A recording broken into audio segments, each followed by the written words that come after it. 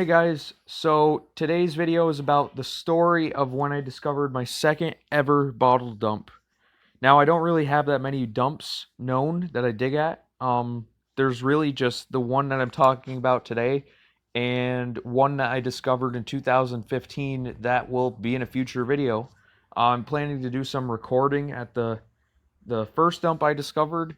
That will be when I do the collab with Relic Digger in a few weeks. But today's story is about the second dump I ever found. So anyway, my dad ended up becoming a member at a second camp, so he belonged to the one that's in Litchfield Park. We also belong to one that is in Kildare, which is a hamlet of Tupper Lake. I won't go any farther into describing it for privacy reasons. But anyway, very far back in the woods, there's this cabin, which is our camp. Um, I think there's about 15 members in the one that we belong to, but it's a really nice cabin. It's just a shame it's kind of fallen into disrepair. But anyway, my dad took my entire family out there for the first time for all of us to see it in the summer of 2018. So at some point in August, I think my Instagram post about the dump that I ended up discovering was August 20th. So it's almost been 2 years. It's hard to believe. It feels like it was yesterday. But I was doing some exploring there. All I'd seen on the ride in were some telegraph poles. No insulators. They've been there for probably 100 years, but who knows how long it's been since they even had insulators on them, much less wire. Um, but anyway, we went to the cabin and I was just doing some exploring in the woods. I was actually on the complete opposite side of the property where or from where the dump ended up being looking for stuff. So I found like some bottles in the woods. They're mostly junk, like 80s mason jars, really nothing special. A lot of gross stuff too. Like I'll show you a picture. There was actually sealed pineapple in a jar from I don't even know how long ago. I didn't look at the date code on the glass, but it was disgusting to say the least. I wasn't expecting to find a dump there though. I was really just looking for like one significant thing to take home with me. Like I had the insulators from Litchfield, but I didn't have anything special from the new camp. And I knew the property was old. I knew I'd been there since like the 40s, and I was like, there's got to be something around here that I can take. Just give me one thing, please, just so I can have something from here too. And as I'm making my final sweep around the back of the property, just along the tree line, I saw a whiskey bottle sticking out of the ground. I went up to it thinking, oh, great, this is probably just some 90s junk or something that got thrown here. And it actually had a date code from the 60s on the bottom. And I thought it was really strange. I'm like, well, that's a weird spot for there to be just a whiskey bottle for no reason, but whatever. Maybe I'll actually get a soda bottle in this area that's from the 60s or something like that that's worth taking because there's stuff as old as the 60s, obviously.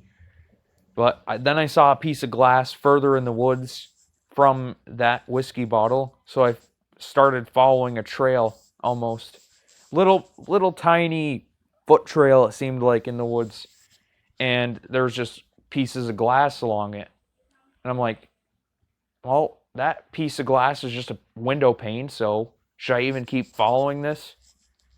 And then I saw a piece of cobalt glass. And I'm like, gotta be a Vicks Vapor Rub jar or Milk of Magnesia. And I think it ended up being a Milk of Magnesia, which was an embossed one. And I'm like, that's pretty old too. Not super old, it's a screw top, but I knew the bottle was from the 40s or 50s, which isn't terribly old, but it was matching the era of when that cabin had first been built. And I said, well, it's too bad. That would have been the find I took away from here if it was whole. Now I got to keep looking through all of this brush and clouds of black flies. Literal clouds of black flies. That's how horrible they were in that swamp. But I kept going because I saw more glass.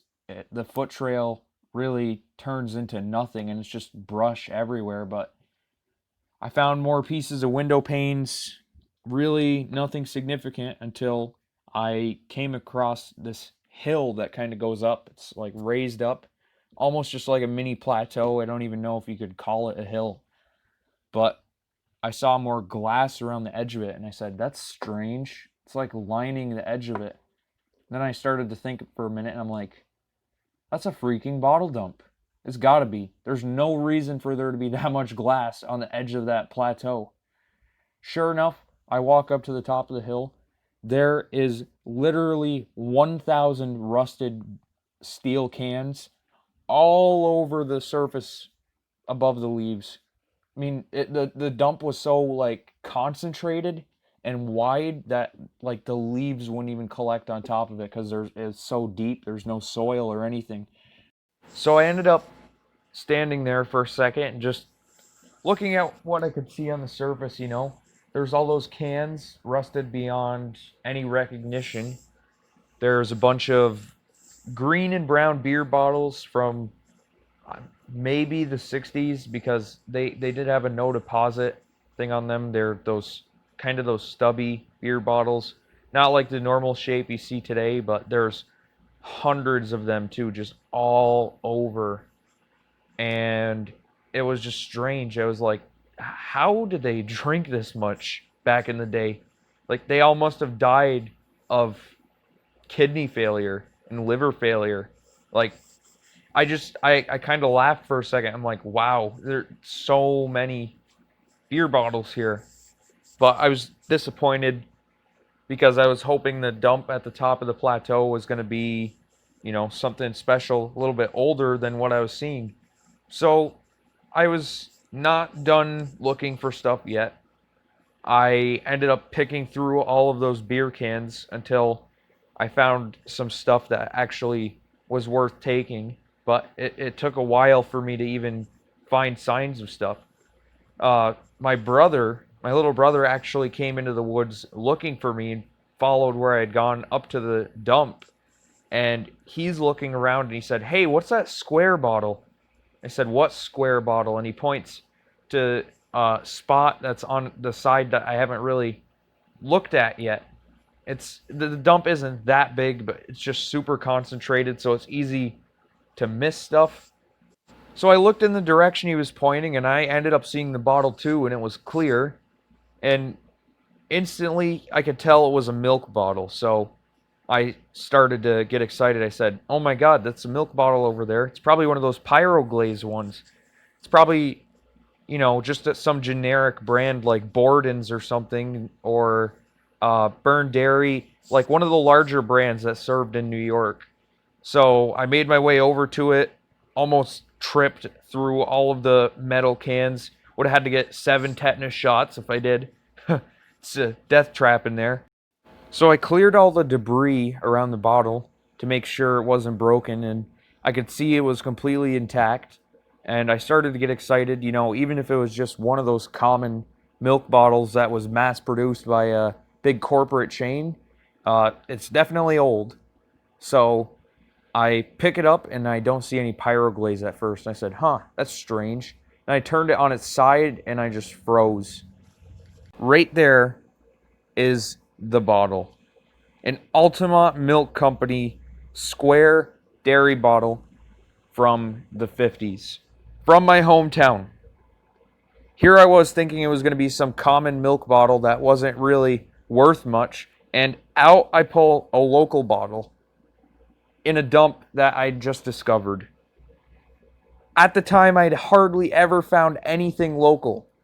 The other dump had only provided 1 or 2 local bottles that I go to. This was like my 3rd or 4th local bottle ever dug. And I lost it. I was so happy that I had followed that trail and, took the time to just go see what was up at the end of it. And now I'd found a new dump, and this was sure a promising sign that there was going to be some really nice stuff in there. So the milk bottle, I believe, is from 1951. They're between like 1949 and 1953, I think, of all the ones that I pulled out.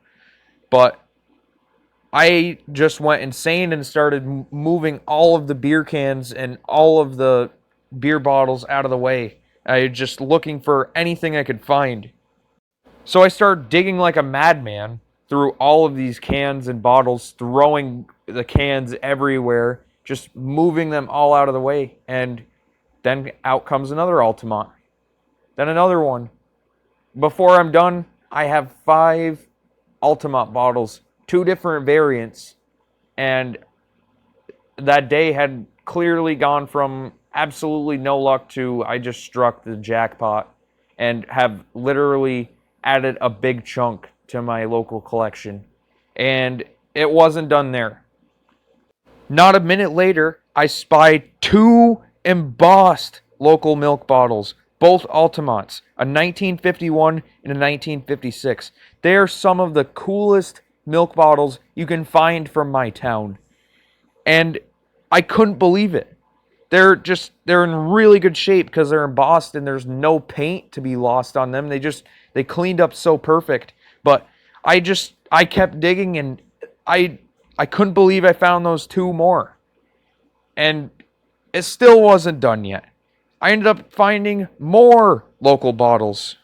So as I was digging right by where those embossed Altamonts were, a green Coke bottle pops out. And I'm super excited because I know Tupper Lake had green Coke bottles. I only had one at the time, 1939, still my oldest one to this day. And I turned it over to look at the city. There's no bottom to it. Just the bottom ring is missing from where the city would be. And I'm like, oh, you got to be kidding me.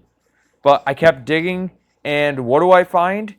The same piece that goes to the bottom of that bottle. And what's the town name on the bottom? Tupper Lake, New York. I had just found another local bottle, a local Coca-Cola bottle. And I keep digging frantically because now I'm on a hot streak. And what pops out?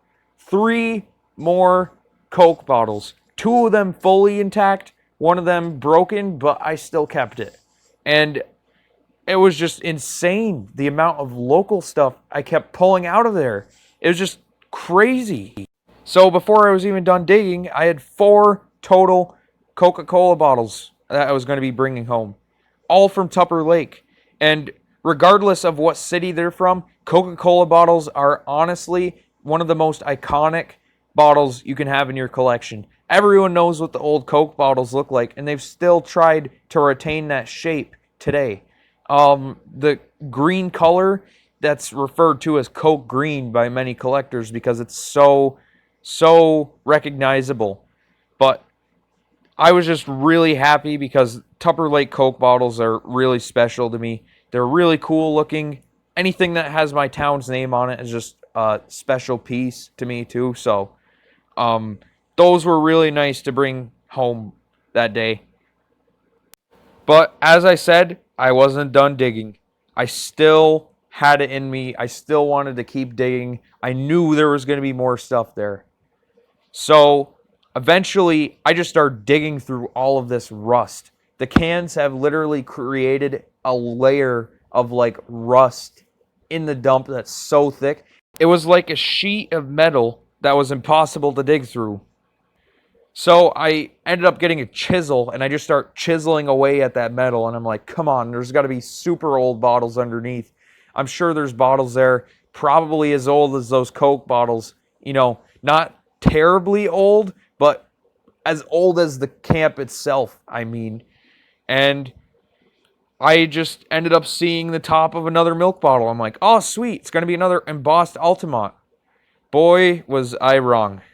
It was not an embossed Altamont. It was my first ever Franklin Dairy bottle from Tupper Lake. Franklin Dairy was not as popular as Altamont, much harder to come by. And this one had almost all of the pyroglaze left on it, still red, like when it was brand new. So I'm just there in the woods screaming, and my brother thinks I'm a crazy person. And I'm just saying, oh my god, I just found my first Franklin Dairy bottle. It was the first one I'd ever even held. I had never seen one in person before. I'd only seen pictures online. Literally the first one in my collection. And I couldn't believe it was in that shape, having come out of that rust layer. I thought it was going to be destroyed, whatever it was, but it wasn't destroyed, and it wasn't just an Altamont. I would have been happy had it been another Altamont, but holy crap, my first Franklin Dairy bottle. So after that, I was like, okay, it's been a really good day, but I got to call it a day. I picked up a few more soda bottles I saw in the area that weren't really much, but that Franklin Dairy bottle was the special find that I was waiting for. Of course, all of the other stuff would have been too, but I was just on such a roll that I kept digging, and I finally got that one, and it was such a great dig. Like, all of these bottles are 40s and 50s, and usually that's not even what I'm going for when I go on a dig, but this stuff is all Tupper Lake stuff, and it is all really special to me. That was when my local collection was pretty small. Like I said, that like doubled or tripled my local collection at the time. It was just, I'm never going to forget that dig. I've been to that dump a few times since, and it's just, that dig has been unrivaled by any other dig I've ever went on. So it's just, it's such a cool little dump. Um, it's kind of getting dried out for me going there all the time, but I am so grateful for all of those finds I had. So that's the story of my second ever bottle dump discovery. What a day that was. August 2018 still feels like it was yesterday. It was such a fun dig. I'm never going to forget it.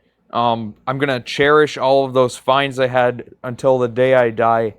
That was what kind of revitalized my interest in bottle collecting. I hadn't been doing great finding stuff until I found that dump, and all of those local bottles, kind of reignited that spark in me to keep collecting. And it was just what I needed, and that dump was just so cool discovering it. It had never been dug by anyone else. It had sat dormant from probably, like I said, the 60s or 70s. But it was just so fun. For those of you that stuck around until the end, I really appreciate it, guys. There's certain people I know that go above and beyond and watch all of my videos, so you know who you are, and thank you guys so much. This video is one of my larger projects. As you can see, it's 18 minutes long. So I really just wanted to say that I appreciate you guys taking the time to watch these videos. This took me 2 days to make, so this is one of my bigger ones, but it was such a good dig, and always gonna remember it. Thank you so much for watching, guys.